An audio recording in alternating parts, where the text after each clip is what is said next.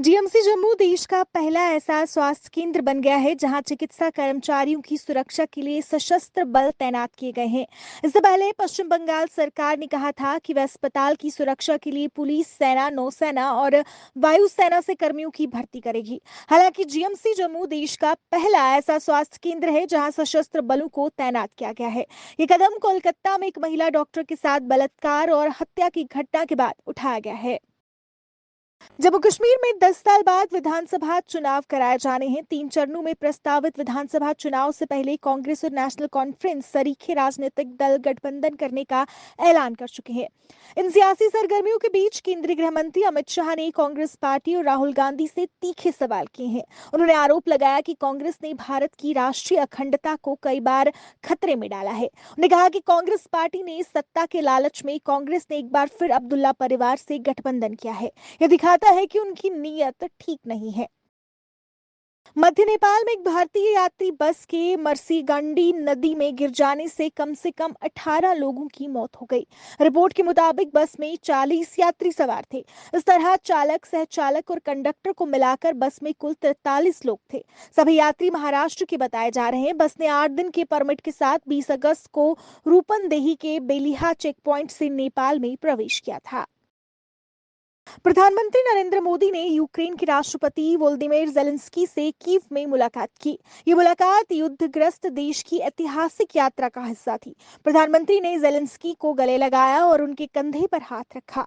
इस दौरान जेलेंस्की भावुक हो गए जब दोनों ने मारे गए बच्चों को मटेरियोलॉजिस्ट एक्सपोजिशन में श्रद्धांजलि दी। इसके बाद दोनों नेताओं के बीच उच्च स्तरीय बातचीत शुरू हुई, जिसमें सभी की नजरें रूस यूक्रेन युद्ध पर मोदी की स्थिति पर थी।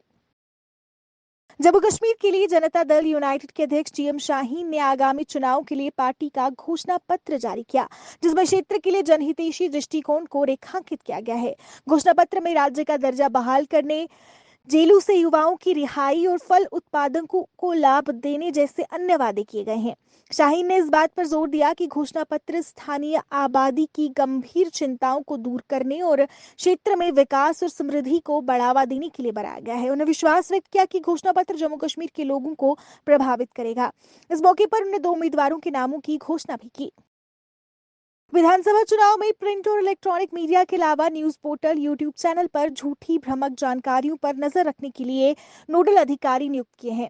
सोशल मीडिया जैसे फेसबुक, इंस्टाग्राम, एक्स हैंडल आदि का सावधानी से प्रयोग करना होगा। चुनाव के दौरान सोशल मीडिया पर जारी होने वाली हर सूचना पर चुनाव आयोग सहित जिला निर्वाचन कार्यालय की भी पैनी नजर रहेगी। चुनाव में फैलाई जाने वाली झूठी व भ्रामक जानकारियों पर रोकथाम के लिए प्रत्येक जिले में प्रभावी टीम तैनात होगी, जो चुनाव के दौरान राजनीतिक हलचल के साथ प्रत्याशियों, उनके स्वजन और राजनीतिक दलों से जुड़े पदाधिकारियों के सोशल मीडिया से जुड़े सभी प्लेटफॉर्मों पर निगरानी रखेगी। जम्मू कश्मीर में नेशनल कॉन्फ्रेंस की नेता एवं पूर्व मंत्री सकीना इत्तू ने जम्मू कश्मीर की दमहाल हांजीपुरा विधानसभा सीट से अपना नामांकन पत्र दाखिल किया। इस दौरान उनके साथ एनसी उपाध्यक्ष उमर अब्दुल्ला व पार्टी के अन्य नेता मौजूद रहे। एनसी के उपाध्यक्ष उमर अब्दुल्ला ने दावा किया है कि नेशनल कॉन्फ्रेंस ने पार्टी के घोषणा पत्र के रूप में लोगों के सामने सबसे अच्छा एजेंडा रखा है। कांग्रेस के साथ चुनाव पूर्व गठबंधन के बारे में बात करते हुए उमर अब्दुल्ला ने कहा कि कुछ सीटों पर सहमति अभी बननी बाकी है। जम्मू कश्मीर विधानसभा चुनाव से पहले पुंछ से कांग्रेस के वरिष्ठ नेता चौधरी अब्दुल गनी ने दिल्ली में केंद्रीय गृह मंत्री से मुलाकात की है। ऐसी अटकलें हैं कि वे भारतीय जनता पार्टी ज्वाइन कर सकते हैं। गनी का शाह से मिलना कांग्रेस के लिए अच्छे संकेत नहीं है। उनके भाजपा में शामिल होने और पुंछ हवेली निर्वाचन क्षेत्र से पार्टी के जनादेश पर चुनाव लड़ने की संभावना है। कोकरनाग के पूर्व विधायक और अपनी पार्टी के नेता अब्दुल रहीम राठौर ने अपनी पार्टी को अलविदा कह दिया। उन्हें इस बात की जानकारी एक पत्रकार वार्ता कर दी। अब्दुल रहीम राठौर ने कहा कि उनकी सोच पार्टी के साथ मेल नहीं खा रही थी और उनके द्वारा दिए गए सुझावों को पार्टी द्वारा नजरअंदाज किया जा रहा था, जिसको देखते हुए उनके द्वारा ये फैसला लिया गया। उन्होंने कहा कि वो जहां भी रहेंगे लोगों के लिए काम करेंगे।